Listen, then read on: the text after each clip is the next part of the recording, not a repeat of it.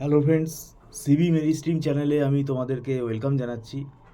তোমরা যারা MAKAUT university থেকে যারা বিসিএ পড়ছো এবং আহ, যারা ফার্স্ট সেমেস্টারে এবারে তোমরা উঠলে 2025 সালে, আমি বিসিএ ফার্স্ট সেম সম্বন্ধে তোমাদেরকে এর আগেও অনেকবার অ্যালার্ট করেছি।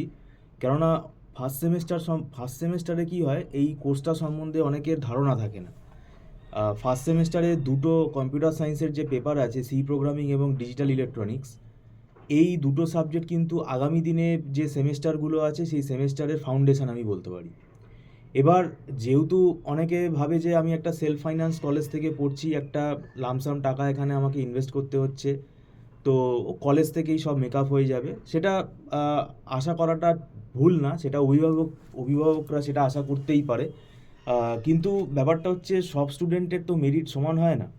তো এখন কোনো স্টুডেন্ট যদি সে সেলফ স্টাডি করে দেখা যাচ্ছে যে সে কিছুই বুঝতে পারছে না, তাকে তো অবশ্যই কোনো না কোনো গাইডের হেল্প নেওয়াটা উচিত বলে আমি মনে করি। এবং যেখানে একটা মানে কেরিয়ারের ব্যাপার রয়েছে এবং এগুলো একটা professional course, career oriented course.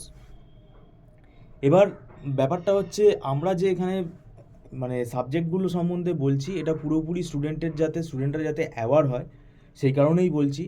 দেখো, সি প্রোগ্রামিংটা তোমাদের কিভাবে কাজে লাগবে। থার্ড সেমেস্টারে ডেটা স্ট্রাকচার আছে। ডেটা স্ট্রাকচার পড়াতে গিয়ে আমরা দেখতে পেয়েছি যে সি প্রোগ্রামিংয়ের বিশেষ করে ডেটা স্ট্রাকচারে যে কোডগুলো খুব বেশি লাগে, যে চ্যাপ্টারগুলো বেশি লাগে, সেটা হচ্ছে pointer arithmetic, dynamic memory allocation, structure. এই যে ব্যাপারগুলো, এইগুলো কিন্তু স্টুডেন্টের খুব একটা আইডিয়া থাকে না, তারা আমি দেখেছি যে বুঝতে পারছে না কোড। কেননা ডেটা স্ট্রাকচারের কোড বুঝতে গেলে ঘোরতরভাবে কিন্তু তোমাকে সি প্রোগ্রামিংয়ের বেস্ট নলেজ থাকতে হবে, নাহলে ডেটা স্ট্রাকচারের প্রোগ্রাম তুমি লিখতেই পারবে না। আর ডেটা স্ট্রাকচার সাবজেক্টটা পুরোটাই প্রোগ্রাম, অ্যালগোরিদিম। এছাড়া সেকেন্ড সেমেস্টারে কম্পিউটার অর্গানাইজেশন আর আর্কিটেকচারের ভেতরে অ্যাসেম্বলি ল্যাঙ্গুয়েজ প্রোগ্রামিং আছে। অ্যাসেম্বলি ল্যাঙ্গুয়েজ প্রোগ্রামিং বুঝতে গেলেও কিন্তু তোমাকে সি প্রোগ্রামিংয়ের সাহায্যেই কিন্তু বুঝতে হবে। এবং কম্পিউটার অর্গানাইজেশন আর্কিটেকচারে আমাদের যে প্রোগ্রাম এক্সিকিউশন যেগুলো হয়, ইনস্ট্রাকশন এক্সিকিউশন সাইকেল, সেগুলো কিন্তু পুরোপুরি আমাদের সি প্রোগ্রামের ওপরে বেস করেই কিন্তু আমরা পড়াই। এবার ডিজিটাল ইলেকট্রনিক্স না পড়লে দেখবে কম্পিউটার অর্গানাইজেশন আর্কিটেকচার যেটা সেকেন্ড সেমেস্টারে আছে, সেখানে একটা ইউনিটের মধ্যে কিন্তু পুরো ডিজিটাল ইলেকট্রনিক্সটাই কিন্তু রেখে দেওয়া হয়েছে, প্রায় 100 নম্বরের সাবজেক্ট যেটা। তো সেটা কিন্তু তুমি কিছুই বুঝতে পারবে না।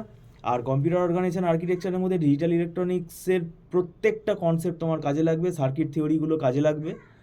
এবার ডিজিটাল ইলেকট্রনিক্স আর সি প্রোগ্রামিং ফার্স্ট সেমেস্টারে যে আমাদের সিলেবাসটা আছে, এটা আমার ব্যক্তিগত মতে, আমি এর আগেও বলেছি, প্রায় 10-11 মাসের সিলেবাস। এটা অনেকে হয়তো মানবে না।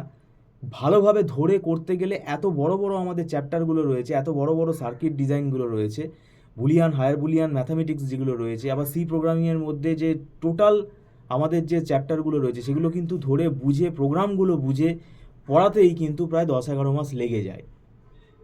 সেটা খুব মানে কম সংখ্যক স্টুডেন্ট সেটা বোঝে। সেই জন্যই আমরা বলছি, এখন কিন্তু মানে ম্যাকআউট ইউনিভার্সিটির যে মানে পরীক্ষা ব্যবস্থা সেটা খুব স্ট্রিক্ট। সিসিটিভি সার্ভিলেন্সে পরীক্ষা হয়, ক্যামেরা থাকে।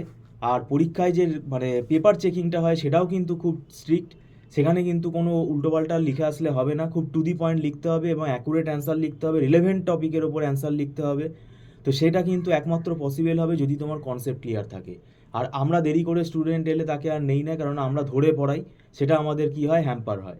আর একটা স্পেশালিস্টই হচ্ছে আমাদের, আমরা এখানে কিন্তু নোটস প্রোভাইড করি এবং যে নোটসগুলো রিলেভেন্ট নোটস, মানে প্রত্যেকটা সাবজেক্টের টপিক ওয়াইজ আমাদের হাতে লেখা নোটস থাকে, যেটা স্টুডেন্টদের বুঝতে সুবিধা হয়, ইজিভাবে লেখা থাকে। এবং স্টুডেন্টদের সেই কনফিউশনটা হয় না যে কোন বইগুলো পড়বো, কোন চ্যাপ্টারগুলো পড়বো, কতটা পড়বো, কোন বই থেকে কোন চ্যাপ্টারগুলো বেটার রয়েছে, কোন টপিক কোন বইতে ভালো রয়েছে। এটা স্টুডেন্টের পক্ষে বোঝাটা কিন্তু ডিফিকাল্ট। সেটার জন্যই কিন্তু আমরা আমাদের এখানে একটা নোটস প্রোভাইড করি, যেটা স্টুডেন্টরা প্রিন্ট আউট করে নেয়। আর আমাদের এখানে মান্থলি ফিস সিস্টেমে ক্লাস হয় এবং এটা নট রিফান্ডেবল, অ্যাডভান্স পেমেন্ট করে ক্লাস করতে হয়। একদম ছোট ছোট ব্যাচে ক্লাস হয়, কোনো অসুবিধা হয় না। স্টুডেন্টদের সাথে আমাদের ইন্টারাকশানটা একদম ইন্ডিভিজুয়াল হয়। এবার ব্যাপারটা হচ্ছে, তোমরা যদি টিউশনের জন্য, অনলাইন টিউশনের জন্য যদি আগ্রহী থাকো, তাহলে তোমরা স্ক্রলে ফোন নাম্বারে আমাদের সাথে যোগাযোগ করতে পারো। আমাদের ফার্স্ট সেমেস্টারের ক্লাস সি প্রোগ্রামিং আর ডিজিটাল ইলেকট্রনিক্স অলরেডি জুন মাসে স্টার্ট হয়ে গেছে। যে ক্লাসগুলো হয়ে গেছে সেগুলো তোমরা রেকর্ডিং পারচেস করে নিতে পারবে এবং সেটা টার্মস অ্যান্ড কন্ডিশনস বলে দেওয়া থাকবে। ভিডিওগুলো ডাউনলোড করা যায় না এবং একটা নির্দিষ্ট টাইমের ভেতর কিন্তু তোমাকে দেখে নিতে হবে, সেটা তোমাকে ফোনে বলে দেওয়া হবে। তো যাই হোক, ভিডিওটা সম্পূর্ণ দেখার জন্য তোমাদেরকে আমি ধন্যবাদ জানাচ্ছি। Thank you so much.